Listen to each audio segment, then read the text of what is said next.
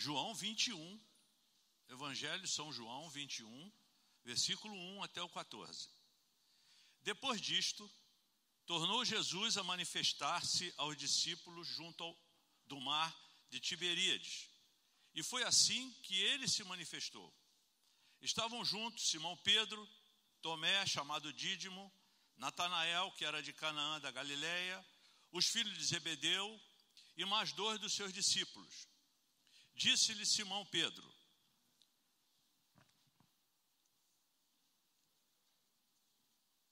vou pescar. Grava aí essa palavra na tua Bíblia. Disse-lhe os outros: também nós vamos contigo. Saíram e entraram no barco, e naquela noite nada apanharam. Mas ao clarear da madrugada, estava Jesus na praia. Todavia os discípulos não reconheceram que era ele. Perguntou-lhe Jesus: filhos, tendes aí alguma coisa de comer? Responderam-lhe: não. Então lhe disse: lançai a rede à direita do barco e achareis. Assim fizeram, e já não podiam puxar a rede, tão grande era a quantidade de peixe. Aquele discípulo a quem Jesus amava disse a Pedro: é o Senhor. Simão Pedro, ouvindo que era o Senhor, cingiu-se com sua veste, porque se havia despido, e lançou-se ao mar. Mas os outros discípulos vieram no barquinho puxando a rede com os peixes, porque não estavam distante da terra, senão quase 200 côvados. Ao saltarem em terra, viram ali umas brasas e em cima peixes, e havia também pão. Disse-lhe Jesus: trazei alguns dos peixes que acabaste de apanhar. Simão Pedro entrou no barco e arrastou a rede para a terra, cheia de 153 grandes peixes, e não obstante serem tantos, a rede não se rompeu. Disse-lhe Jesus: vinde, comei. Nenhum dos discípulos ousava perguntar-lhe: quem és tu? Porque sabiam que era o Senhor. Veio Jesus, tomou o pão e lhes deu, e de igual modo o peixe. E já era esta a terceira vez que Jesus se manifestava aos discípulos, depois dele ressuscitado dentre os mortos. Queria que você fechasse teus olhos, curvasse a tua cabeça, nós vamos orar. Pai amado e querido, Senhor Espírito Santo, o Senhor que em todas as reuniões comparece na tua casa. Às vezes, Senhor, o Senhor é impedido. E por vezes até o Senhor é convidado a se retirar, porque quando não há reverência, quando não há desejo de ouvir a tua palavra, de crer na tua palavra, de dar crédito e ouvidos à tua palavra, o Senhor nada tem a fazer no lugar onde as pessoas não te desejam. Mas aqui, Senhor, nesse lugar, nós temos procurado te desejar. Aliás, eu quero te dizer, Senhor, que tu és a coisa mais importante da nossa vida. Sem o Senhor, nada do que nós temos, nada do que nós fazemos tem sentido, porque o Senhor é o Deus que nós amamos. Nós aprendemos a te amar e nós não queremos desistir de ti. Assim como o Senhor não desiste de nós não vamos desistir de ti. Ainda que a gente tropece, ainda que a gente caia, ainda que a gente te dê motivos, Senhor, de entristecimento, mas nós, Senhor, nos arrependemos e continuamos nessa caminhada. Então, Senhor, nessa manhã, eu te peço, em nome de Jesus, junto com meus irmãos aqui, vem sobre nós, Pai. Fala através da tua palavra. O Senhor disse para Jeremias: eu velo pela minha palavra para cumprir. Então, se o Senhor vela, o Senhor vai realizar grandes coisas através da sua palavra.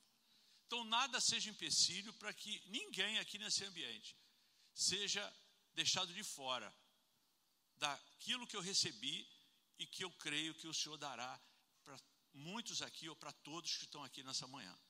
É a minha oração, repreendendo a todo espírito contrário, repreendendo, Senhor, a toda movimentação, porque quando o Senhor está falando, Senhor, tem que haver reverência, tem que haver, Senhor, temor. Então, meu Pai, que esse ambiente, essa atmosfera, tome conta desse lugar agora. E a tua glória, Senhor, se manifeste aqui. É o nosso desejo, a nossa oração. E nós oramos no nome sempre amado do nosso Senhor e Salvador Jesus Cristo. E todos digam amém. Amém. Eu gostaria de um copo com água, por favor. Irmãos, há momentos na nossa vida em que a gente nem nos reconhecemos. Eu quero dar um título a essa palavra. Deus torna possível o que nos parece impossível. Se você está vivendo um momento que você acha que é impossível, Deus, eu creio, através dessa palavra, vai convencer você a que você acredite que é possível. Seja qualquer problema, qualquer situação que você esteja vivendo, Deus pode reverter. Deus pode mudar.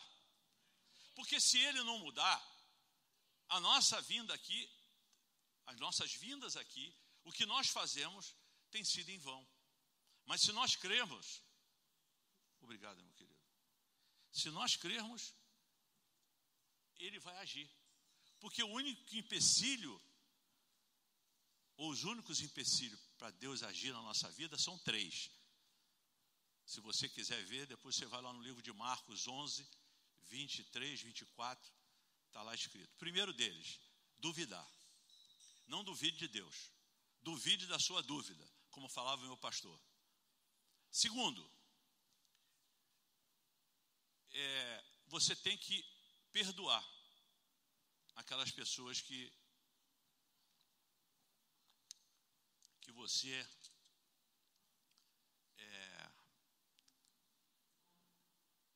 deve alguma coisa. Você tem que liberar perdão. Porque se você não perdoar, Deus não vai te perdoar. E terceiro, você tem que crer na palavra. Tem que crer. Absolutamente crer. Irmãos, esse texto diz que Jesus está aparecendo aos discípulos pela 3ª vez. Só que dessa vez ele não apareceu como das outras vezes. Ele apareceu de uma forma diferente. Então, no versículo 1, dizem que eles estavam juntos, eram 7, Simão e mais 6. E a Bíblia relata quem era. Era Natanael, era os filhos de Zebedeu, João e Tiago, e mais 2, que a Bíblia não fala quem era. Talvez Mateus, Filipe, ou Mateus e Bartolomeu, não importa. Eram 7. 7 homens experientes, 7 homens que viveram 3 anos e mais alguns dias, alguns meses, com Jesus, vendo os milagres, acordando, dormindo com Ele, viram muitas coisas acontecerem. Mas, como nós, tem hora que nós estamos na presença de Deus e tem hora que nós estamos ausentes, mesmo dentro da igreja. Então, esse versículo 3, quando Pedro, já descrente, porque eles acreditavam que Jesus tinha vindo para libertar eles do jugo dos romanos, era o Messias, eles não iam ter mais problema, e vendo os milagres, eles estavam seguros. Mas Jesus falou, eu vou, porque se eu não for, o Consolador não virá. Então eles já estavam acostumados com a presença de Jesus. Mas Jesus ia, como foi, e mandaria o Espírito Santo como mandou. O Espírito Santo está aqui, hoje. E essa expressão denota que havia um sentimento de decepção total, de desânimo, de esfriamento na fé daqueles homens. E quando Pedro, que era o líder, disse, vou pescar. Quando ele fala vou pescar, ele está falando assim, ó, que adiantou eu acreditar no Evangelho, de eu ver tudo aquilo, e agora estou sendo perseguido, o mestre morreu, e eu não tenho mais esperança. Então eu vou voltar a fazer aquilo que eu fazia, que era pescar. Obrigado, querido. Eu não quero mais saber de evangelho. Evangelho não dá camisa para ninguém, só dá problema. E aí, quando ele fala, vou pescar, os outros 6 disseram, nós vamos também contigo. E a Bíblia diz no Salmo 42, versículo 7, que um abismo chama outro abismo. E quando você está fraco na fé, vem sempre alguém para te falar uma palavra, para te dar um conselho, para colocar uma dúvida na tua cabeça, para te tirar da presença de Deus. É ou não é? E eles estavam descrentes. E foram. Então, irmãos, eles estavam totalmente carentes da presença de Deus. E o que é ausência, se não a falta da presença? Há momentos em que estamos na presença de Deus, mas há momentos em que tudo que temos é a sua ausência. O livro de Salmos possui uma linguagem da ausência de Deus riquíssima. Eu citei alguns aqui que eu vou ler para vocês rapidinho. Salmo 6, versículo 4. Volta-te, Senhor, e livra-me. Salmo 7, versículo 6. Desperta-te, meu Deus. Salmo 10, versículo 1. Senhor, por que estás tão longe? Por que te escondes em tempo de angústia? Salmo 13, versículo 1, parte B. Para sempre te esquecerás de mim? Até quando esconderás de mim o teu rosto? Salmo 13, versículo 3. Olha para mim e responde, Senhor, meu Deus. Salmo 22, versículo 1 e 2. Meu Deus, por que me desamparaste? Por que estás tão longe de me salvar? Tão longe dos meus gritos de angústia? Meu Deus, clamo de dia, mas não respondes. De noite, e não recebo alívio. Salmo 27, versículo 9. Não escondas de mim a tua face. Salmo 51, 11. Não me expulses da tua presença. Em outra tradução, não me repulses da tua presença. Em nossa teologia, irmãos, há lugar para a presença, mas não há lugar para a ausência. Nossa teologia cristã. Tanto que quando nós estamos na presença de Deus, não faltam palavras para expressar a nossa gratidão, o nosso amor e a nossa devoção a Deus. Mas quando Deus se ausenta, há um deserto. Vocês podem lembrar, existe uma corrida aqui, dia 31 de dezembro, que é chamada Corrida de São Silvestre. Na Corrida de São Silvestre, são milhares de pessoas. Quando a televisão foca o início da corrida, não cabe nem na imagem as pessoas. Um vestido de Batman, outro de Capitão América, Mulher Maravilha. E estão os corredores todos ali. E é dada a largada. Aqueles que estão fantasiados aparecem logo. A televisão foca logo. Mas aqueles que são corredores mesmo, estão lá escondidos. Eles não aparecem. Mas eles que estão os corredores. Os outros são falsos corredores. E aí é dada a largada. E aí a corrida leva mais ou menos 1 hora, 1h30, e por aí afora. Quando chega 15, 20 minutos, já tem metade, a televisão começa a focalizar metade. Daí a meia hora, só um terço. Daí a 1 hora, só 10.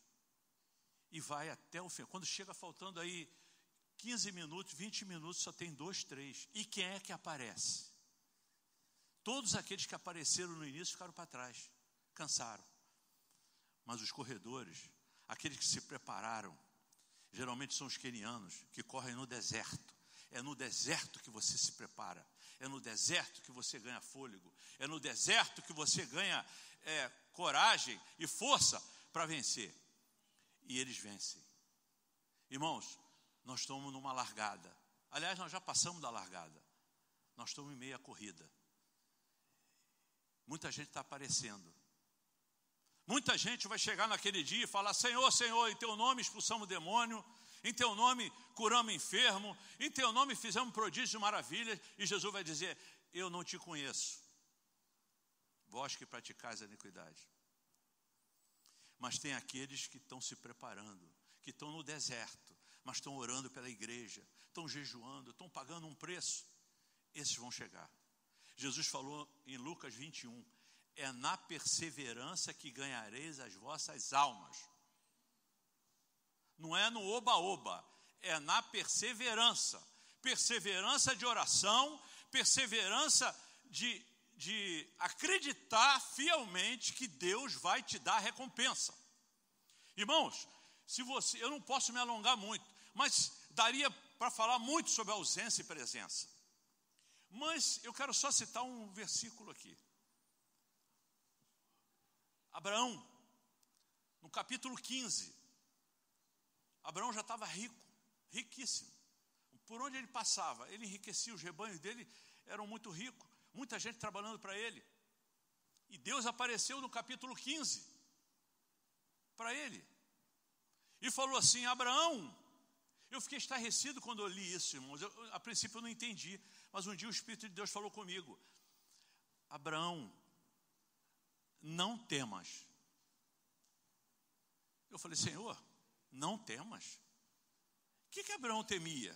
Se ele estava rico, se ele ganhou guerra, se ele foi lá, retirou Ló com 318 homens e salvou o seu sobrinho, recebeu uma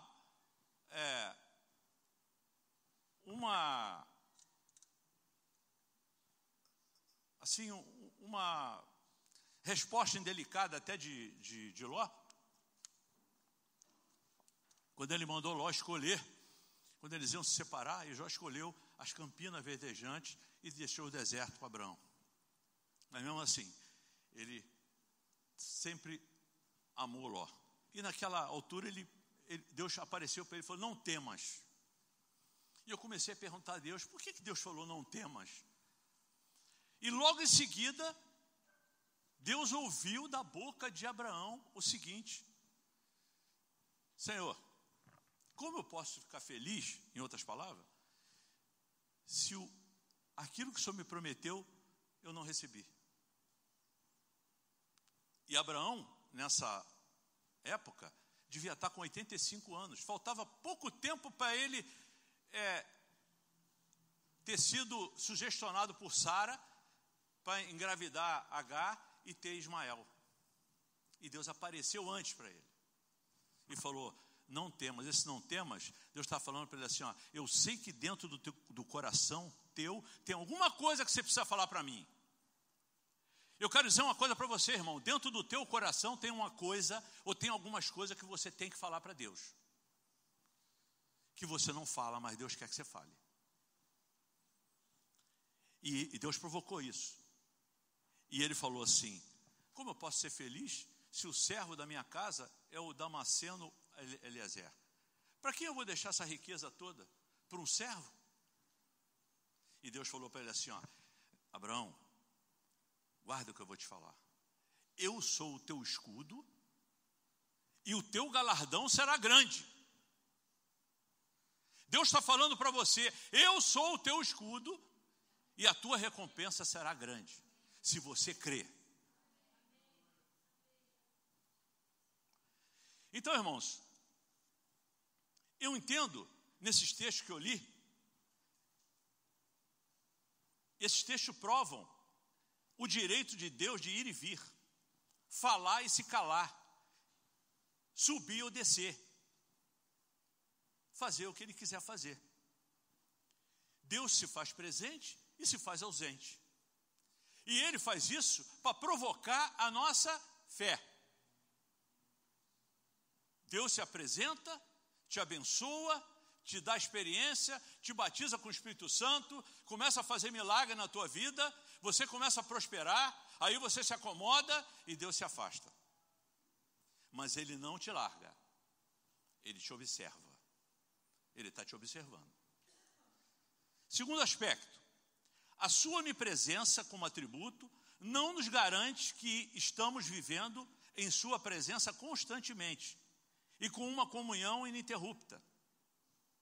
Que nem sempre o meu sentimento de ausência de Deus é consequência de algum pecado. Não é porque Deus se ausentou que eu estou em pecado. Não. Não é não. Essa ausência é para provocar em você e em mim a busca. Jeremias 29, ele diz assim, ó, invoca-me e te responderei e anunciar-te-ei coisas grandes e firmes que tu não sabes. Buscar-me-eis e me achareis, quando me buscar de todo o vosso coração. Serei achado de vós, diz o Senhor, e mudarei a vossa sorte. Então Deus quer ser procurado. Deus quer ser buscado. Terceiro, uma coisa é Deus ter a capacidade de estar em todos os lugares, e outra, bem diferente, é manifestar-se com algum propósito em um determinado lugar, a fim de manter comunhão com as pessoas. Se Deus quiser se manifestar aqui hoje, de uma maneira diferente de todas as outras que Ele já se manifestou, Ele se manifesta. Se Ele não quiser, Ele não vai se manifestar, e você tem que crer que um dia Ele vai se manifestar em glória na sua vida. Amém, igreja? A sua presença, irmãos, tem que ser constantemente valorizada e desejada. Então, qualquer atitude do cristão tem que ser acompanhada de fé.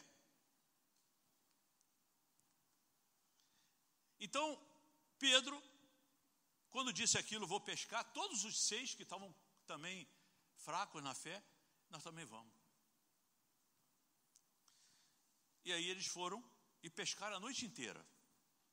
Diz a Bíblia que eles pescaram a noite inteira. Versículo 4. Mas ao clarear da madrugada, estava Jesus na praia, todavia os discípulos não reconheceram que era Ele.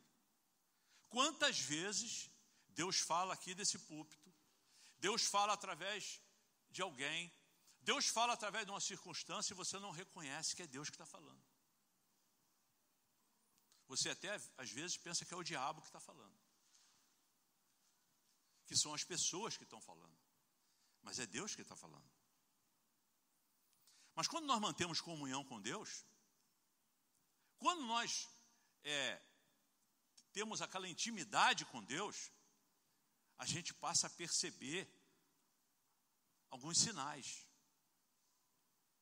Eu, por exemplo, eu tenho intimidade com a minha mulher. Já temos aí vamos fazer 40 anos de casado, né, Preto? Mas ainda tem algumas coisas que eu não conheço dela, nem ela conhece de mim. De vez em quando ela, Mauro, eu não sabia que você era assim. E eu também para ela, Preta, eu também não sabia que você tinha esse potencial.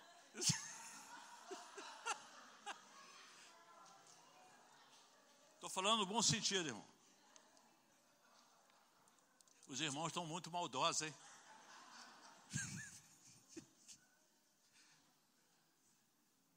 Irmãos, o mineiro diz que para conhecer uma pessoa, você tem que comer uma saca de sal com ela.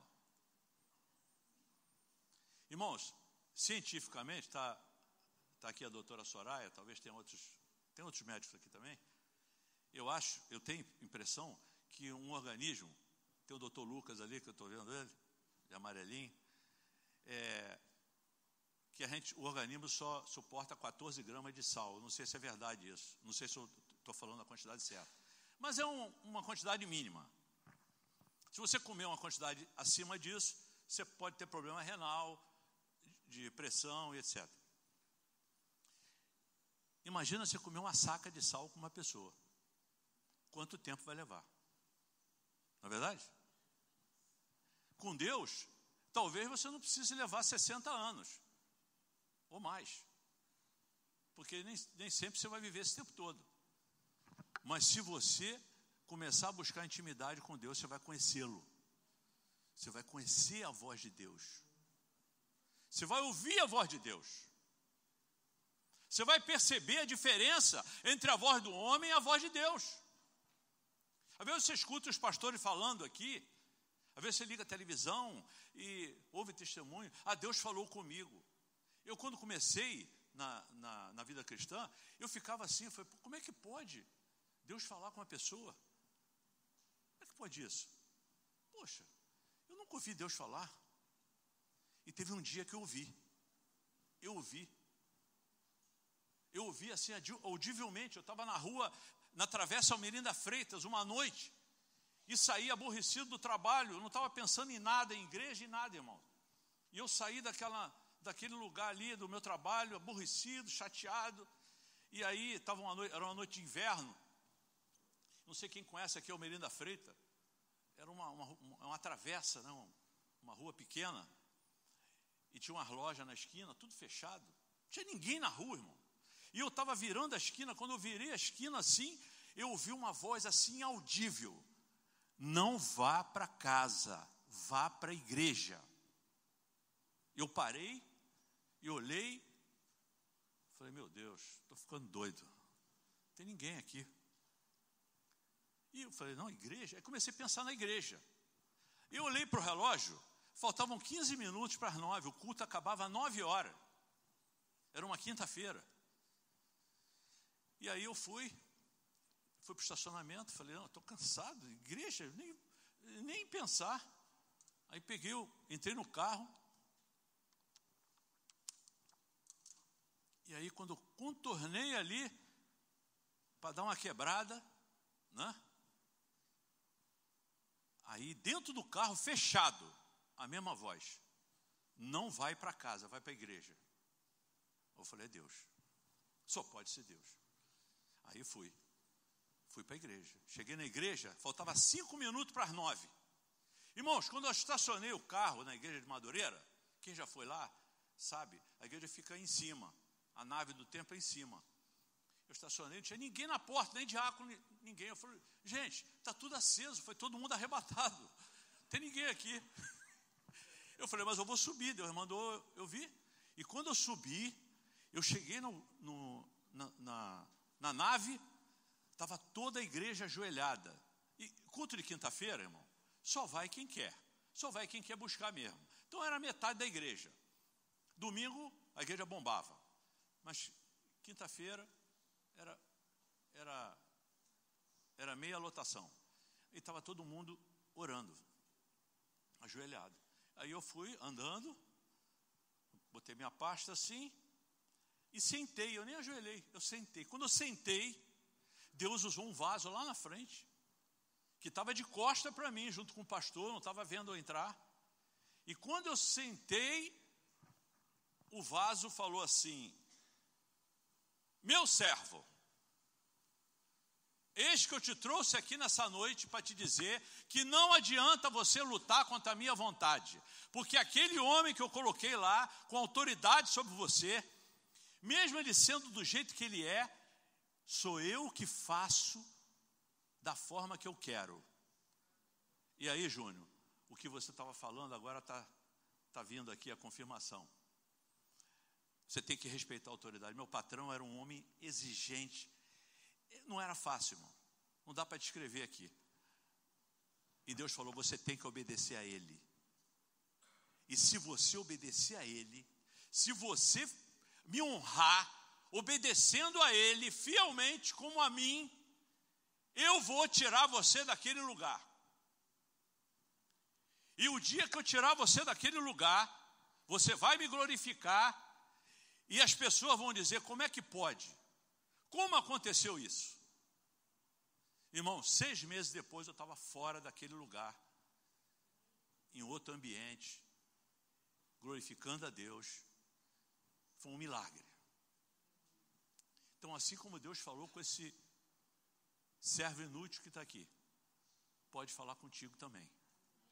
Eu não sou diferente de você, em nada. Só tem uma coisa, eu sempre acreditei em Deus. Eu nunca abri mão dos princípios de Deus na minha vida. Nunca. Até aqui. E peço a Deus que, se isso acontecer, Ele me tire a vida e me leve do jeito que eu estou. Então, irmãos, Deus quer ser buscado, quer ser adorado. Deus quer te informar algumas coisas que você precisa saber. Não como as pessoas querem saber.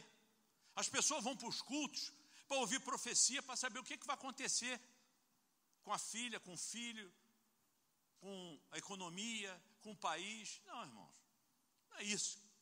Deus quer te informar algumas coisas que você precisa saber do reino. Algumas coisas que você precisa saber para crescer na fé, para enxertar o teu ministério, para você ser usado, para você ser um com Deus Pai e Deus Filho. Porque Jesus falou lá em João 17, 21, Ele falou: Pai, que eles sejam um em Ti, como eu sou, aliás, ser um em Ti, assim como eu sou em Ti, sejam eles em nós, para que o mundo creia que Tu me enviaste. Então o mundo só vai acreditar que você é um cristão, que eu sou um cristão, através da manifestação de Deus na sua vida e na minha vida. Amém? Então, eles estavam pescando, trabalharam a noite toda, mas o Salmo 127 diz assim: se o Senhor não edificar a casa, em vão trabalham os que nela edificam. Se o Senhor não guardar a cidade, em vão vigia a sentinela.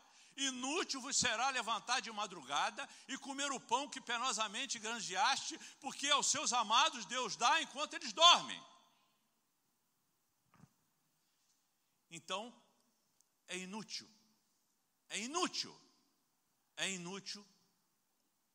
você se esforçar para fazer qualquer tipo de coisa para melhorar a sua vida, se Deus não estiver nela. Jesus falou: sem mim, nada podeis fazer. Nada. Então, eu vou correr. E disse, no clarear da madrugada, Jesus estava na praia, eles não reconheceram. Versículo 5. Perguntou-lhe Jesus: filhos, tende alguma coisa aí de comer? Eles estavam aborrecidos. Não reconheceram que era Jesus. Que pergunta, irmão. Tem algumas perguntas que Deus faz que não tem sentido aparente. Adão, onde estás?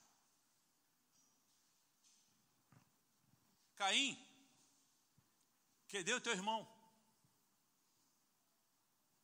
Elias, que fazes aqui? Deus não sabia? Deus sabia. Mas Ele pergunta. E às vezes Ele faz umas perguntas para você. Mas eles não reconheceram.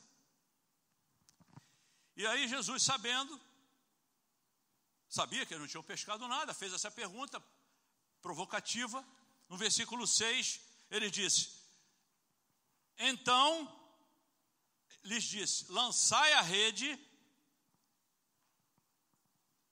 à direita do barco e achareis peixe. Por que Jesus falou à direita? Quem está sentado à direita de Deus?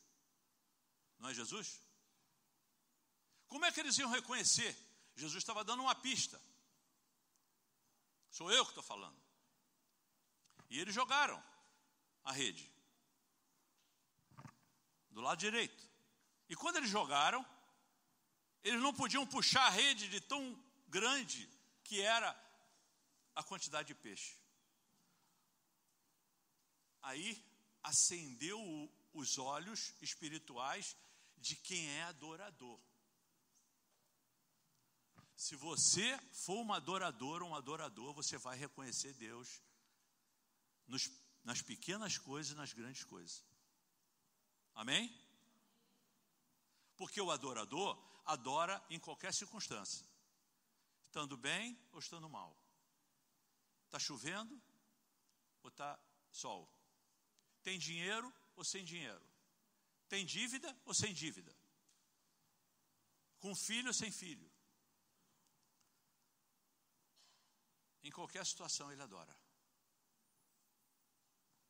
Davi era um adorador.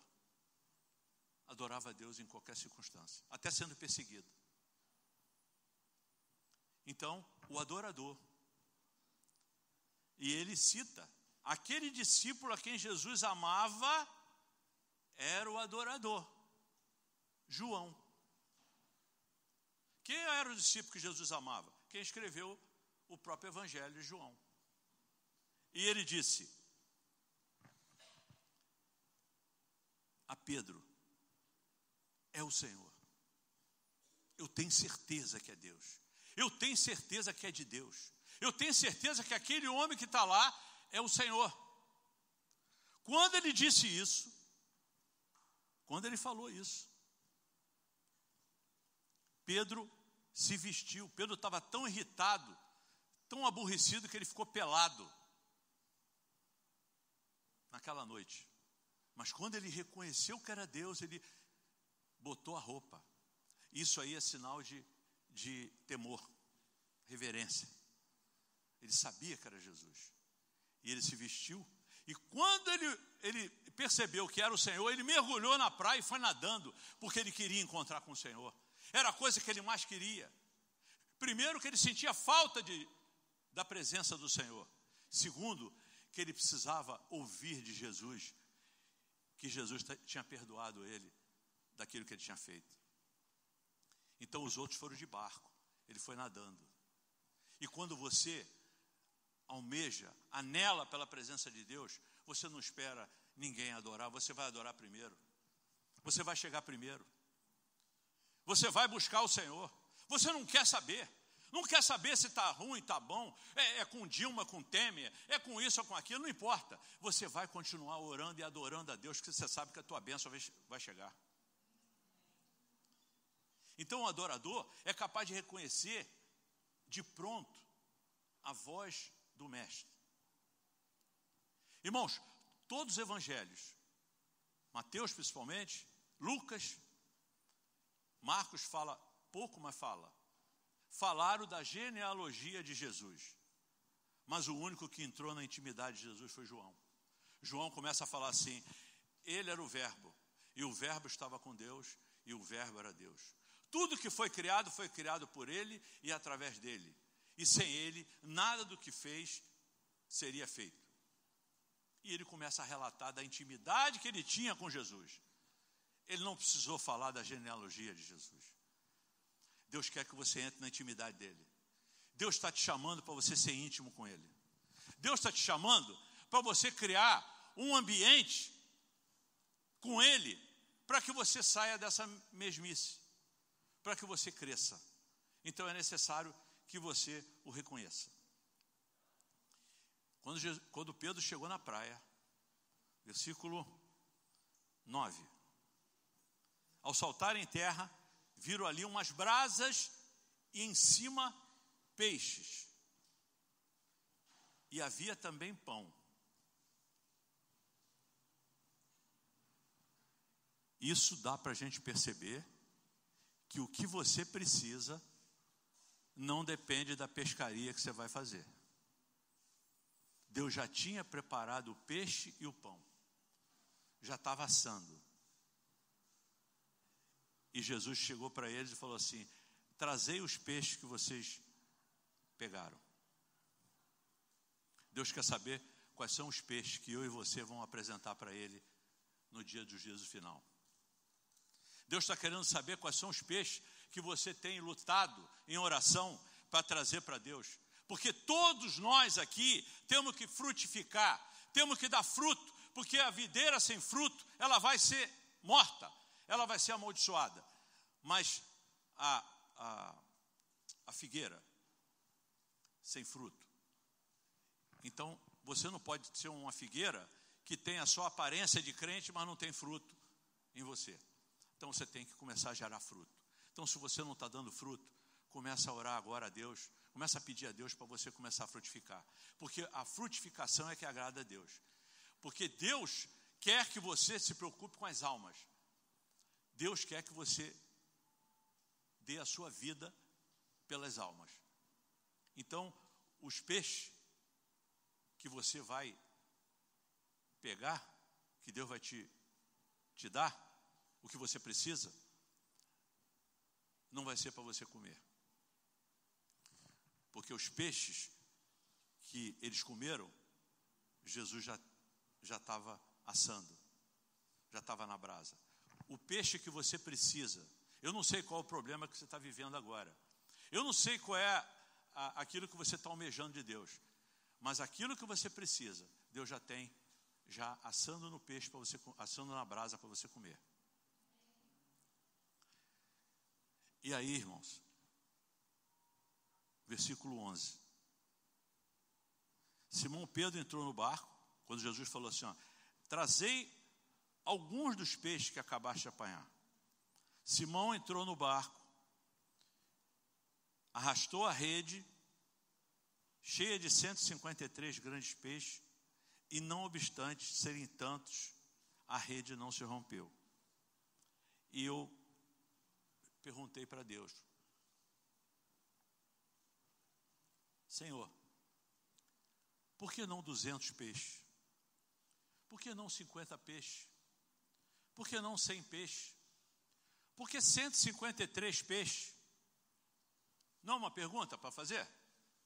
Não é, igreja? Eu fiz essa pergunta. E o Espírito Santo falou comigo. Falou assim, vá lá em Gálatas 5, versículo 22, 23, você vai saber por que são 153. 1 mais 5, 6, mais 3, 9. Quais são o fruto do Espírito? São 9. Esses 153 peixes que você vai pescar para Jesus, vai pescar cheio do fruto do Espírito. Porque esses peixes não vão se desviar. Esses peixes vão garantir a tua recompensa na glória. E Deus falou muito forte comigo isso. E esses peixes não são para você se alimentar, não são para você comer. É para você entregar para o Senhor. Porque quando você vem para a fé,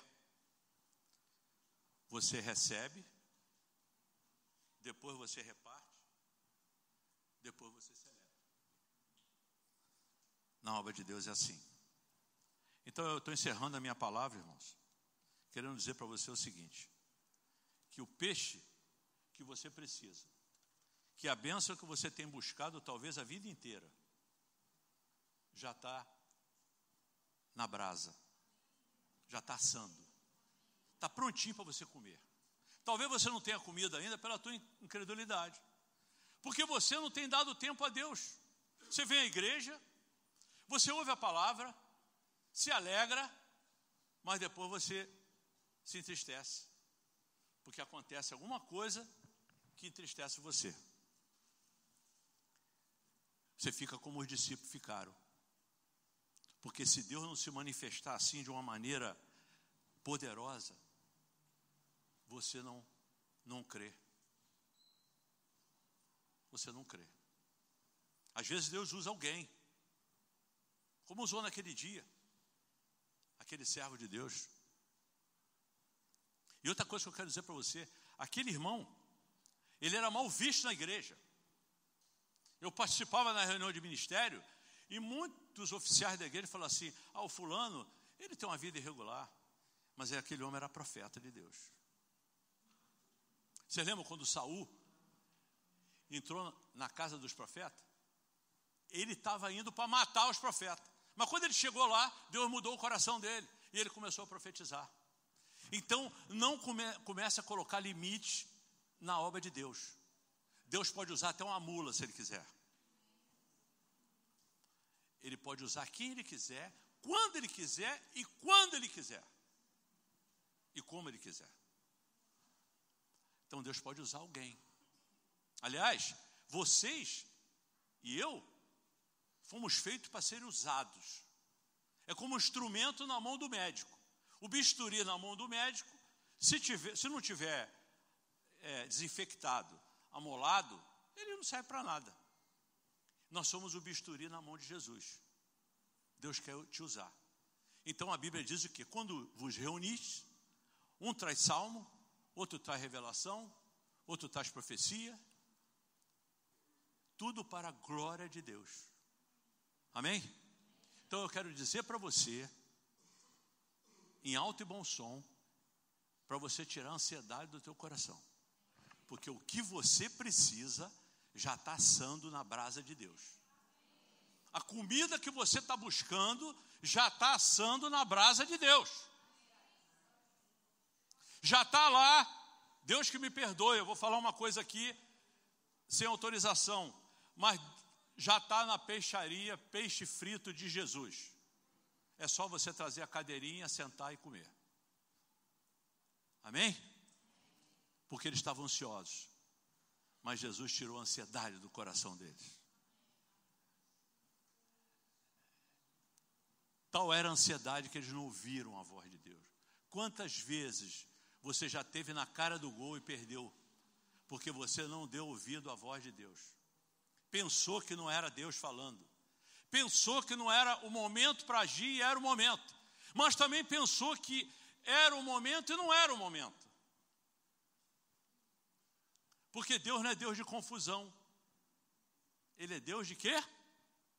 De quê, igreja? Paz. Então, se você vai fazer alguma coisa e não tem paz, não faça. Deus não está no negócio. Mas se você vai fazer algo que é de Deus, você vai sentir paz no coração, tranquilidade e vai agir. Amém? Então eu queria orar contigo. Eu queria que você fechasse seus olhos. Eu vou fazer uma oração aqui. E eu creio que Deus vai operar. Vai operar um milagre nessa manhã. Pai, em nome de Jesus, eu quero te pedir, meu Pai, que o Senhor tire a dureza do coração daquele que está endurecido ainda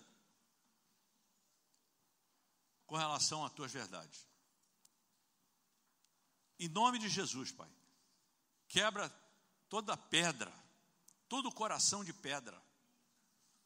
Quebra, Senhor, todo pensamento humano, tudo aquilo que tem feito separação entre a tua vontade e a vontade do homem.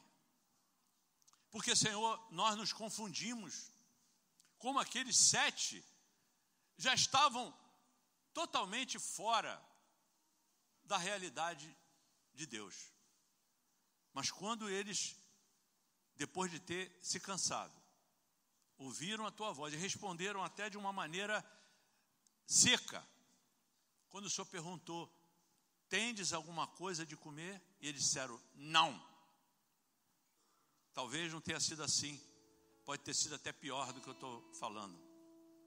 Talvez tenha sido um não ofensivo, mas foi um não de incredulidade. Não.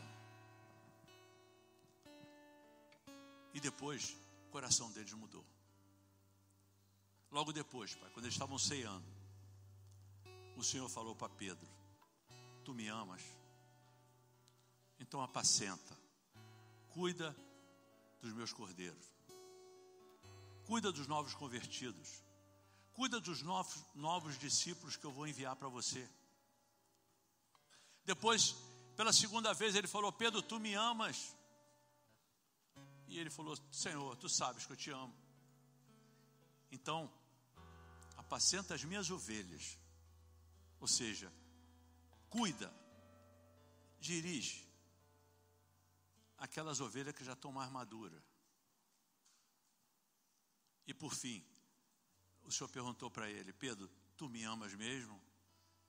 E ele disse: Senhor, tu sabes de todas as coisas. Então apacenta o meu rebanho. Então, meu Pai, essa é a ordem para nós. E depois que o Senhor apareceu para eles, a Bíblia começa a relatar no livro de Atos o que foi a igreja, o que foi o ministério daqueles homens. nunca mais foram os mesmos, Senhor. Porque houve ali, Senhor, uma reaproximação. Ali eles passaram a reconhecer que eles podiam acreditar no Senhor, que o Senhor era poderoso para realizar a obra para a qual o Senhor chamou cada um deles. Então, meu Pai, assim faça acontecer na vida dos meus irmãos que estão aqui. Eles ouviram a Tua palavra. Eu creio que o Teu Espírito Santo há de falar mais profundamente a eles com relação a essa história. Eu sei, meu Deus, que há alguém aqui nessa manhã que tem buscado de Ti, tem buscado, Senhor, desesperadamente, talvez, uma resposta de algo que já tem buscado há tantos anos, ou tanto tempo, e não tem acontecido. Alguns, Senhor, têm até se entristecido porque não conseguem mais sentir a Tua presença, muito menos ouvir a Tua voz. Mas nessa manhã, o Senhor está querendo reacender essa chama, porque o Senhor disse na Sua palavra: a chama que está no altar não se apagará. Ela não vai se apagar, mas ela precisa que o vento do Espírito Santo sopre, para que ela possa reacender. E venha, Senhor, trazer a Tua presença, porque quando nós estamos cheios do Teu Espírito Santo, aí, Deus, nós sentimos a Tua presença em toda e qualquer circunstância, na derrota, na vitória, Senhor, na situação de escassez, de abundância, numa situação de adversidade, numa situação de vitória, em todas as circunstâncias nós vemos a Tua presença. Então, meu Deus, opera o Teu milagre e as Tuas maravilhas. Eu quero Te agradecer por esse momento e Te louvar no nome de Jesus.